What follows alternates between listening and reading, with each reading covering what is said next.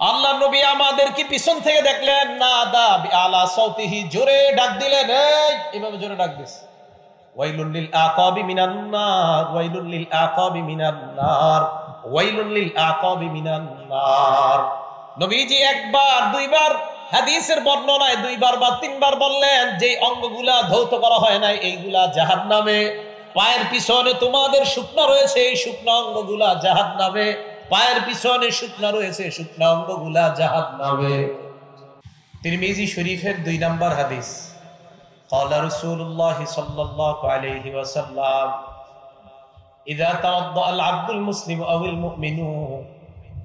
রাসূল আকরাম সাল্লাল্লাহু আলাইহি সাল্লাম বলেন, কোন মুসলমান অথবা ঈমানদার যখন ওযু করে, ফাগাসালা ওয়াজহা, যখন ওযু করার সময় চেহারা ধৌত করে, খরাজা মিন ওয়াজহিহি কুল্লু খাতিআতিন নাযারা ইলাইহা বিআইনাইহি, এই 2 চোখ দিয়া যত গুনাহ করে চেহারার এই পানিগুলা যখন পড়ে, মাআল মাই আও মা আখিরি কতরিল মা, এই শেষ ফোঁটা পানির সাথে এই নজরের গুনাহগুলা ঝরে পড়ে যায়। এই জন্য চেহারা যখন আমরা ধৌত করবো ওযুতে, গুরুত্ব সহকারে এই আমলটা করা। ওয়া ইযা গাসালা ইয়াদাইহি, বান্দা যখন 2 হাত ধৌত করে, আল্লাহ নবী বলেন সুম্মা গাসালা ইয়াদাইহি, হাত যখন 2টা ধৌত করে, খরাজা কুল্লু খাতিআ মিন ইয়াদাইহি বাতাশাতহা ইয়াদা, হাত যখন ধৌত করে এই 2 হাত দিয়ে যত অপরাধ করছে, হাতের পানিগুলা পড়ার সাথে সাথে তার এই গুনাহগুলা ঝরে পড়ে যায়। তিরমিজি শরীফের 3 নম্বর হাদিস। قال رسول الله صلى الله عليه وسلم مفتاح الصلاة الطهور। আল্লাহ নবী বলেন, নামাজের চাবি হলো পবিত্রতা অর্জন করা। নামাজের চাবি হলো পবিত্রতা অর্জন করা। মনে রাখবেন, পবিত্রতা অর্জন করা একটা আমল, ওযু করা একটা আমল। আজকে থেকে একটা হাদিস সবসময় মনে রাখবেন, আমরা জীবনে যত আমল করি এই আমলটা যেন সুন্দর করে করি, এটা আল্লাহ পছন্দ করেন। দলিল একটা কিতাব আছে নাম মুসনাদে আবি ইয়ালা, এই কিতাবের 4386 নম্বর হাদিসের বর্ণনা। عن عائشة الصديقة رضي الله تعالى عنها قالت قال رسول الله صلى الله عليه وسلم। আম্মা জান আয়েশা সিদ্দিকার বর্ণনা, আল্লাহ নবী বলেন, ইন্নাল্লাহা ইউহিব্বু ইযা আমিলা আহাদুকুম আমালান আন ইউতিনা, তোমাদের কেউ যখন কোন আমল করো, ওই আমলটা যেন ইত্তানের সাথে সুন্দরভাবে করো, এই বিষয়টা আল্লাহ পছন্দ করেন। আমল সুন্দরভাবে করা এটা আল্লাহ পছন্দ করেন। আমি আপনি জীবনে চলার পথে যত ভালো আমল করি, এটা সুন্দরভাবে করা আল্লাহ পছন্দ করেন। বলেন ওযু একটা আমল কিনা? এজন্য ওযু যেন সুন্দরভাবে করেন, এটা নবীজির নির্দেশ। দলিল সহিহ বুখারী 6290 নম্বর হাদিসের বর্ণনা। قال رسول الله صلى الله عليه وسلم, আল্লাহ নবী বলেন, ইযা কুমতা ইলা সালাহ, যখন তুমি নামাজের ইচ্ছা পোষণ করবা, ফাসবিগিল ওযুআ, তখন পরিপূর্ণ রূপে সুন্দরভাবে ওযু করবা। নামাজের ইচ্ছা পোষণ করবা, সুন্দরভাবে পরিপূর্ণ ওযু করবা। তাহলে হাদিসে নবী পরিপূর্ণ বললেন। এখন আপনাদের প্রশ্ন, হুজুর পরিপূর্ণ ওযু কাকে বলে এটা জানতে চাই। এটা আবার মুসলিম শরীফের 246 নম্বর হাদিস থেকে জানবো আমরা। সহিহ মুসলিম হাদিস নাম্বার 246, মাদ্রাসার পাঠ্যপুস্তক অনুযায়ী মোট হাদিস সংখ্যা হবে 3033টা।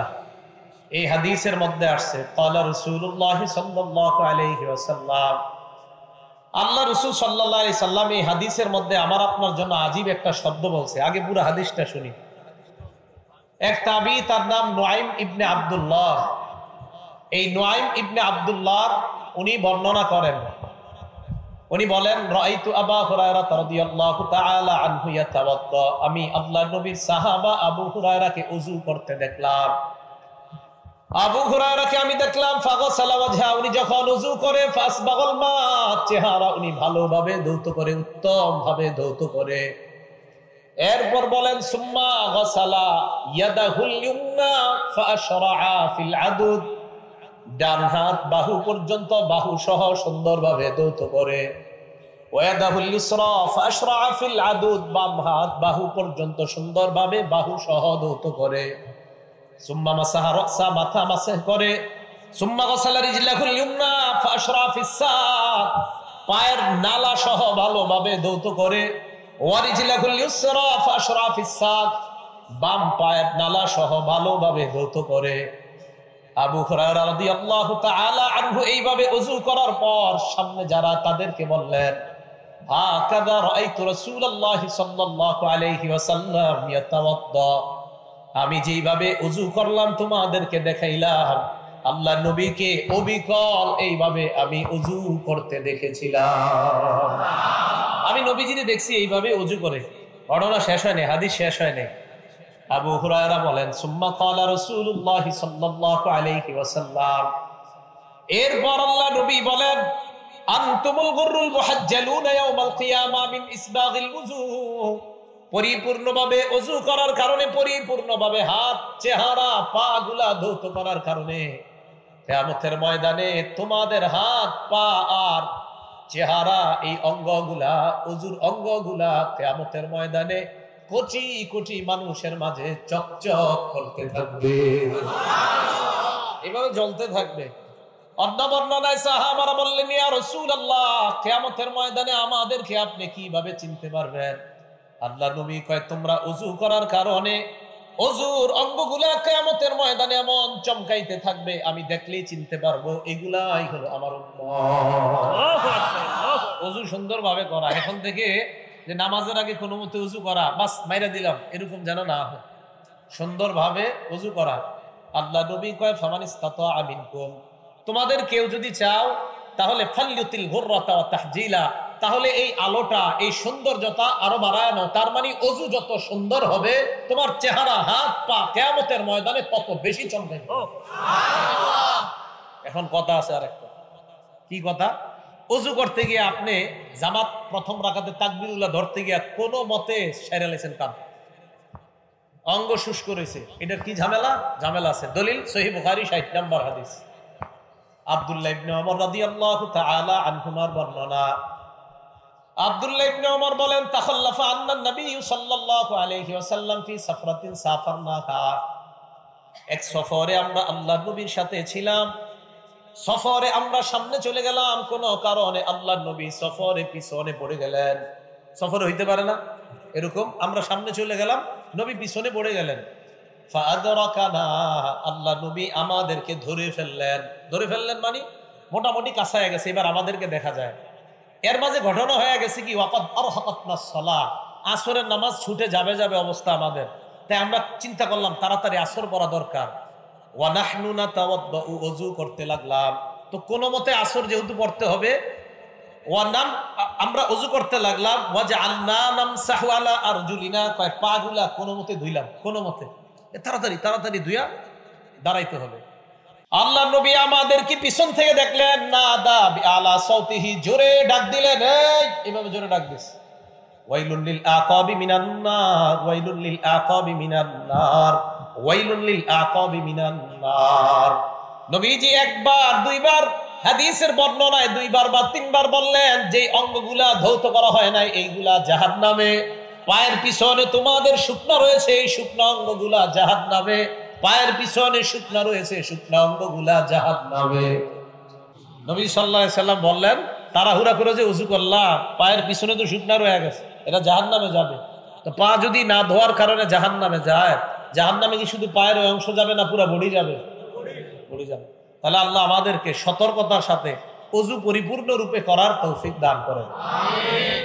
এখন কথা হলো, ওযু পরিপূর্ণ করতে গিয়ে আবার পানি অপচয় করা যাবে না? কি করা যাবে না? বলেন না, কি করা যাবে না? আপনারা যে ট্যাপ কল ছাড়েন মসজিদে, প্রচুর পরিমাণ পানি অপচয় করেন।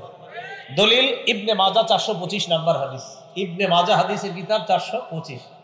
মাররা রাসূলুল্লাহ সাল্লাল্লাহু আলাইহি ওয়াসাল্লাম বিসাআদ, আল্লাহ নবী তার সাহাবা সাদ রাদিয়াল্লাহু তাআলা আনহুর পাশ দিয়ে অতিক্রম করলেন। সাদ রাদিয়াল্লাহু তাআলা আন ওযু করতেছিলেন, আল্লাহ নবী তাকে বললেন, মা হাদা সারফু ইয়া সাদ, এ সাদ, ওযুর মধ্যে এত অপচয় কেন করো? হযরতে সাদ জবাব দিলেন, ইয়া রাসূলুল্লাহ, আফিল ওযু ইসরাফ, হুজুর ওযুর মধ্যেও কি অপচয় হয়? আল্লাহ নবী জবাব দিলেন, নাম ওয়া ইন কুনতা আলা নাহরিন জার, প্রবাহমান নদী সমুদ্রের মধ্যেও যদি ওযু করো আর যদি বেশি পানি খরচ করো, এটা অপচয়। সমুদ্রে আপনি ওযু করলেন, সমুদ্রে কি পানি শেষ হবে? নবীজি কয় সমুদ্র নদীর মধ্যেও যদি ওযু করো আর এই ওযুতেও যদি তোমার পানি বেশি খরচ হয়, এটা অপচয়। তাহলে ট্যাপ কল দিয়ে যারা ওযু করেন, এটা সতর্কতার সাথে ওযু করা। এজন্য আপনারা মা বোনরা যারা বাসা বাড়িতে ওযু করি আমরা সবাই ট্যাপ কলে ওযু না করে ওখান থেকে পানিটা নিয়ে আলাদা কোনো পাত্রে দিয়ে ওযু করলে তাহলে পরিমিত পানি খরচ হবে, এই পানির অপচয় নামক গুনাহ থেকে বাঁচা যাবে। আল্লাহ আমাদেরকে বুঝার তৌফিক দান করেন। এখন আপনি ওযু করলেন, ওযু করার পর কি দোয়া পড়বেন? আপনি চাইলেই ওযু করার সাথে সাথে জান্নাতের 8টা দরজা খুলতে পারবেন। কয়টা দরজা? 8টা দরজা। মুসলিম শরীফ 234 নম্বর হাদিস। ক্বালা রাসূলুল্লাহ সাল্লাল্লাহু আলাইহি ওয়াসাল্লাম, আল্লাহ নবী বলেন, মা মিনকুম মিন আহাদিন ইয়াতাওয়াদ্দা, তোমাদের কেউ যখন ওযু করবা, ওযু করার পর ফায়ুবলিগুল ওযুআ আও ইউসবিগুল ওযুআ, পরিপূর্ণ রূপে ওযু করবা। করার পর সুম্মা ইয়াকুল, এরপর তোমরা পড়বা আশহাদু আল্লা ইলাহা ইল্লাল্লাহ ওয়া আন্না মুহাম্মাদান আবদুহু ওয়া রাসূলুহু, এটা বললেও হবে। আর আপনারা যেটা পারেন ওয়া আশহাদু আন্না মুহাম্মাদান আবদুহু ওয়া রাসূলুহু, এটা বললেও হবে। এরপর পড়বেন আল্লাহুম্মা জাআলনি মিনাত তাওয়াবিন ওয়া জাআলনি মিনাল মুতাতাহহিরিন। নবীজি বলেন ইল্লা ফুতিহাত লাহু আবওয়াবুল জান্নাতিস সামানিয়া, এই দোয়াটা কালিমায়ে শাহাদাত পড়তে দেরি সাথে সাথে আল্লাহর জান্নাতের 8টা দরজা খুলে দাও। সুবহানাল্লাহ। নবীজি বলেন ইয়াদখুলু মিন আইয়িহা শা, সে যেই দরজা দিয়ে মন চায় ওই দরজা দিয়ে জান্নাতে প্রবেশ করবে। সুবহানাল্লাহ। এখন ওযু করার সাথে সাথে আপনি আরেকটা আমল করতে পারেন, যে আমল করার কারণে নবীজি হযরত বেলাল রাদিয়াল্লাহু তাআলা আনহুর পায়ের জুতার আওয়াজ আরশে গিয়ে শুনতে পেয়েছে। সুবহানাল্লাহ। দলিল সহিহ বুখারী 1098 নম্বর হাদিস। রাসূল আকরাম সাল্লাল্লাহু আলাইহি সাল্লাম বেলাল রাদিয়াল্লাহু তাআলা আনহুকে বললেন, বেলাল, আমি তোমার কাছে একটা বিষয় জানতে চাই। হযরত বেলালকে, হুজুর আপনি আমারে কি জিজ্ঞাসা করবেন? নবীজি বললেন, বেলাল হাদিসনি বিআরজা আমালিন আমিলতাহু ফিল ইসলাম, বেলাল এমন কি আমল তুমি করো আশাব্যঞ্জক আমল, এই আমলের ব্যাপারটা তোমার কাছে জানতে চাই। ফাইন্নী সামিআতু দাফানা আলাইকা বাইনা ইয়াদাইয়া ফিল জান্নাহ, আমি জান্নাতে তোমার পায়ের জুতার আওয়াজ শুনতে পাইছি। সুবহানাল্লাহ। তুমি কি আমল করো যে আমলের কারণে তোমার পায়ের জুতার আওয়াজ আমি জান্নাতে শুনতে পাইছি? হযরত বেলাল কয়, ইয়া রাসূলুল্লাহ, এমন আশাব্যঞ্জক আমল আমার জানা নাই, তবে হুজুর একটা আমল আমি করি।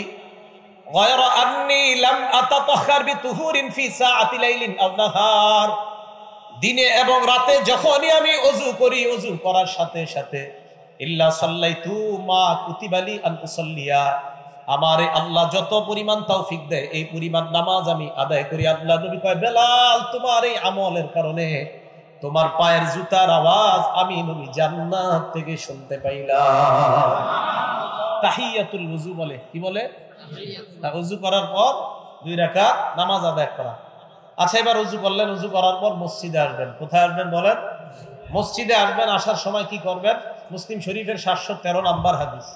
ক্বালা রাসূলুল্লাহ সাল্লাল্লাহু আলাইহি ওয়াসাল্লাম, আল্লাহ নবী বলেন, ইদা দাখালা আহাদুকুমুল মাসজিদা, তোমাদের কেউ যখন মসজিদে প্রবেশ করবা, ফালইউসাল্লিম আলান নবী সাল্লাল্লাহু আলাইহি ওয়াসাল্লাম, নবীর উপর দুরূদ পড়বা, এরপর পড়বা আল্লাহুম্মা ইফতাহলি আবওয়াবা রাহমাতিক।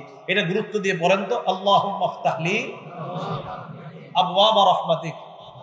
প্রত্যেক মসজিদের দরজায় লেখা আছে, এরপরে পড়ে না। আচ্ছা, একটু ভাবেন তো, যখন আপনি মসজিদের দরজা দিয়ে ঢুকতেছেন আর পড়লেন আল্লাহুম্মা ইফতাহলি আবওয়াবা রাহমাতিক, আল্লাহ আপনার রহমতের দরজাগুলো আমার জন্য খুলে দেন, ঘটনাচক্রে যদি ওই মুহূর্তে আপনার দোয়া আল্লাহ কবুল করে ফেলেন, তা আপনি কেন পড়বেন না? এটা পড়বেন আর ইয়াকিন রাখবেন আল্লাহ আল্লাহ আজকে কবুল করেন। আবার ইয়াকিন রাখবেন আল্লাহ আসরের সময় বললাম আজকে কবুল করেন, আল্লাহ মাগরিবেও দোয়াটা বললাম কবুল করেন। আরে আল্লাহ যদি কবুল করেই নেই তো রহমতের সব দরজা তো আপনার জন্য খোলা। পড়বেন তো ইনশাআল্লাহ।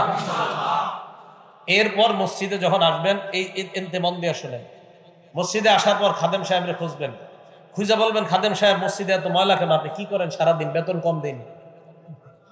এটা কেননা কারণ নবীজি সাল্লাল্লাহু আলাইহি সাল্লাম মসজিদের ময়লা নিজে পরিষ্কার করছে। আমি আর আপনি কত বড় যে বাহাদুর হয়ে গেছে। কে পরিষ্কার করছে? ঠিকের আওয়াজ আসতে হয়েছে, মানে এই কাজ করতে রাজি না, এই কাজ করতে রাজি না। আল্লাহর রাসূল যেখানে কাজ করছে মসজিদের, তাও কি ময়লা? নাকের, আরেকজনের নাকের ময়লা নবী নিজে পরিষ্কার করছে। আপনারা তো একজন লাট বাহাদুর। দলিল সহিহ বুখারী 5760 নম্বর হাদিস। বুখারী সব মানে, খালি ইদা মানতে চান। বাইনামান নবী সাল্লাল্লাহু আলাইহি ওয়াসাল্লাম ইউসাল্লি, আল্লাহ নবী নামাজে দাঁড়াইলেন। নামাজে দাঁড়ানোর পর রাআ ফি কিবলাতিল মসজিদি নুখামা, মসজিদের কিবলার মধ্যে সামনের দেয়ালের মধ্যে আল্লাহ নবী দেখলেন নাকের ময়লা দেখা যায়। নাকের ময়লা দেখার পর হাক্কাহা বিয়াদিহি, আল্লাহ নবী নিজের হাত মুবারকের মাধ্যমে ওই নাকের ময়লা পরিষ্কার করলেন। ফাতাগাইয়াজা, এরপর নবীর চেহারা মুবারক লাল হয়ে গেছে, রাগে নবীর চেহারা মুবারক লাল। আল্লাহ নবী কয়, তোমরা কি করো মসজিদের মধ্যে আইসা নাকের ময়লা ফালাও? শোনো তোমরা, ইন্না আহদাকুম ইযা কানা ফিস সালাহ, তোমাদের কেউ যখন নামাজের মধ্যে থাকো, ফা ইন্নাল্লাহা হিয়ালা ওয়াজহিহি, মনে রাখবা তোমার সামনে আল্লাহ থাকেন। ফালা ইয়াতানাখামান্না আহাদুকুম হিয়ালা ওয়াজহিহি, চেহারার দিকে কখনো থুতু নাকের ময়লা ফালাইবা না, কারণ তোমার চেহারার সামনে আল্লাহ। যাই হোক, এখান থেকে দলিল পাইলাম মসজিদের ময়লা আমার নবী সাল্লাল্লাহু আলাইহি সাল্লাম সাধারণ ময়লা না, আরেকজনের নাকের ময়লা নিজ হাতে পরিষ্কার করছে। আমরা যারা মসজিদে যাব, যাওয়ার পর কোনো ময়লা দেখলে যদি সম্ভব হয় নিজে ময়লাটা পরিষ্কার করা। কি আপনারা সবাই আমলটা করতে রাজি আছেন তো? ইনশাআল্লাহ আল্লাহ তৌফিক দান করেন। সূরা নূর আয়াত নাম্বার 36 নাম্বার আয়াত। এই আয়াতে আল্লাহ বলেন, ফি বুয়ুতিন আদিনাল্লাহু আন তুরফা, মসজিদের ব্যাপারে আল্লাহ আদেশ করেছেন মসজিদের যেন মর্যাদা রক্ষা করা হয়, মসজিদের যেন সম্মান রক্ষা করা হয়, মসজিদ যেন সর্বদা পাক সাফ রাখা হয়। বুখারী 446 নাম্বার হাদিসের বর্ণনা, আন্না রাজুলান আসওয়াদা আও ইমরাআতান সাউদা কানা ইয়াকুমুল মাসজিদা, একজন কালা ব্যক্তি অথবা কালো নারী মসজিদ পরিষ্কার করত, মসজিদ ঝাড়ু দিত। এক কালা লোক মসজিদ ঝাড়ু দিত। এজন্য মনে রাখবেন, কালে হুয়া তো কিয়া হুয়া দিল ওয়ালে, কালা তো সমস্যা কি, যদি দিল ঠিক থাকে তো কালা সমস্যা নয়, আল্লাহর কাছে অনেক ভালো। হযরতে বেলাল রাদিয়াল্লাহু তাআলা আনহুর পায়ের জুতার আওয়াজ জান্নাতে পাওয়া যায়। যে বেলাল রাদিয়াল্লাহু তাআলা আনহুকে সমাজের সম্মানিত ব্যক্তিরা গণতো না, তা আপনি না বললে কি হবে, জান্নাতে আল্লাহ গণতেছে। রাসূল আকরাম সাল্লাল্লাহু আলাইহি সাল্লাম ওই কালো পুরুষটা আর কালো নারী তো মসজিদ ঝাড়ু দিত। হাদিসের মধ্যে আসছে হয়তো একটা পুরুষ ছিল উনি কালো, অথবা একজন নারী ছিল উনি কালো। সহিহ বুখারী 446 নম্বর হাদিস। নবী সাল্লাল্লাহু আলাইহি সাল্লাম একদিন আসলেন, আসার পর এই দুইজনের, অর্থাৎ এটা কালো পুরুষও হতে পারে নারী হতে পারে, দেখে নাই। ফাসালা আনহুন নবী সাল্লাল্লাহু আলাইহি ওয়াসাল্লাম, নবী প্রশ্ন করলেন কি ব্যাপার, সে কোথায়? হাদিস দ্বারা কি বোঝা যায় জানেননি? যে এই লোকটা মসজিদ ঝাড়ু দিত, তারে নবী মনে মনে খুব মায়া করতেন, খুব মহব্বত করতেন। আয়েশা খুঁজতেছে কোথায়।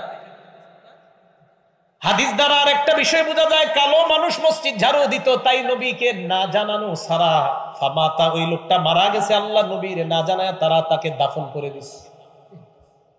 চিন্তা করছে, নবীকে কি জানাবো, দাফন করে দিস। আমরা কিন্তু এরকমই করি। হ্যাঁ, ইমাম সাহেবরা কষ্ট নিয়েন না, খতিব ইমাম মুয়াজ্জিন এতটুকু ঠিক আছে, খাদেম। নবী সাল্লাল্লাহু আলাইহি সাল্লাম খুঁজলেন কোথায়, হুজুরতে মারা গেছে। নবীজিকে মারা গেছে মানে আফালা কুনতুম আযানতুমুনি, আমাকে জানাইবা না মারা গেছে? হুজুর আমরা তো মাটি দিয়ে দিছি। কবর কোথায়? দুল্লুনি আলা কবরিহি, আমার কবর কাছে নিয়ে যাও। কবরের কাছে গেছে, সামনে দাঁড়ায় জানাজা নামাজ পড়ছে। মসজিদের খাদেম আপনাদের কিভাবে বুঝাই? রাসূল আকরাম সাল্লাল্লাহু আলাইহি সাল্লাম মসজিদের খাদেমকে তালাশ করে কোথায়। তো নবীজি কয় সাহাবারা কজন মারা গেছে, বুখারী শরীফের বর্ণনা। নবী তার কবরের সামনে গেছে, দাঁড়ায়া নামাজ পড়ছে।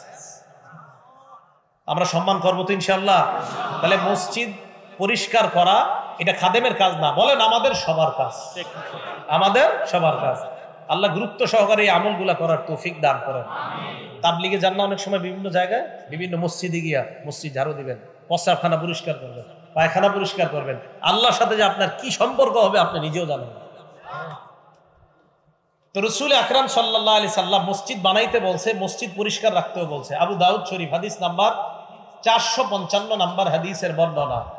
আমার রাসূলুল্লাহ সাল্লাল্লাহু আলাইহি ওয়াসাল্লাম বিবিনাইল মসজিদি, নবীজি আদেশ করছেন মসজিদ বানানোর জন্য। ফিদ্দুয়ারি, এলাকায় এলাকায় পাড়ায় পাড়ায় মসজিদ বানাইতে বলছেন। ওয়া আনতুনাজ্জাফা ওয়া তুতাইয়াবা, আরেকটা আদেশ করছেন মসজিদগুলা পরিচ্ছন্ন রাখতে হবে, সুগন্ধিময় রাখতে হবে।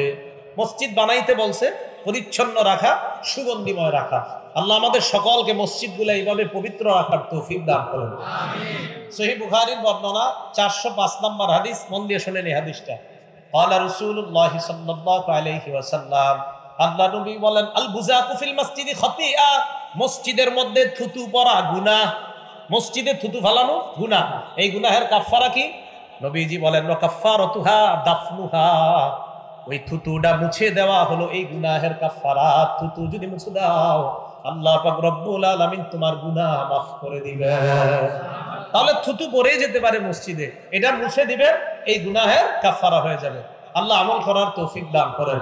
তাহলে এই হলো এইভাবে মসজিদকে পরিচ্ছন্ন রাখা। এবার মসজিদে আসলেন, আসার পর এখন আপনি মসজিদে সালাত আদায় করবেন, নামাজ আদায় করবেন। তো মসজিদে নামাজ আদায় করার জন্য ইমাম সাহেবের পিছনে আপনি দাঁড়াইলেন। দাঁড়ানোর পর যেদিকে দাঁড়াইলেন এটা হলো কেবলা, আল্লাহর সামনে বিনীত হয়ে দাঁড়াইলেন। কেবলার দিকে দাঁড়াবেন। দলিল সূরা বাকারা আয়াত নাম্বার 144 নাম্বার আয়াত। আল্লাহ বলেন, ফাওয়াল্লি ওয়াজহাকা শাতরাল মাসজিদিল হারাম। আসল আলোচনা এখন ঢুকবো, হ্যাঁ, খুব মন দিয়ে শুনেন এই জায়গাটা। কেবলার দিকে তুমি দাঁড়াও, সূরা বাকারা 144 নাম্বার আয়াত হচ্ছে কেবলার দিকে দাঁড়াইলাম। কেবলার দিকে দাঁড়াবেন কিভাবে? বিনীতভাবে, একনিষ্ঠভাবে দাঁড়াবেন। দলিল সূরা বাকারা আয়াত নাম্বার 125 নাম্বার আয়াত। এই আয়াতে আল্লাহ বলেন, হাফিজু আলাস সালাওয়াতি ওয়াস সালাতিল উসতা, পাঁচ ওয়াক্ত নামাজের প্রতি যত্নবান হও। ওয়া কুমু লিল্লাহি কানিতিন, আল্লাহর সামনে বিনীতভাবে দাঁড়াও। তাহলে কেবলার সামনে দাঁড়াইলাম, বিনীতভাবে দাঁড়াইলাম। এখন কথা হলো দাঁড়াবো কেন, দাঁড়িয়ে কেন নামাজ পড়বো? সহিহ বুখারী হাদিস নাম্বার 1117। কত হয়? 11,000 বলে কে জানি করছে।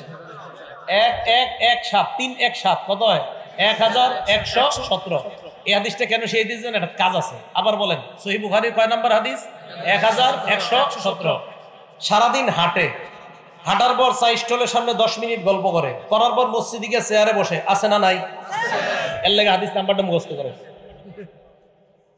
এই হাদিসের মধ্যে আসছে নবীর সাহাবা ইমরান ইবনে হুসাইন, উনি বলেন, কানাত বি বাওয়াসির, আমার অর্শরোগ ছিল।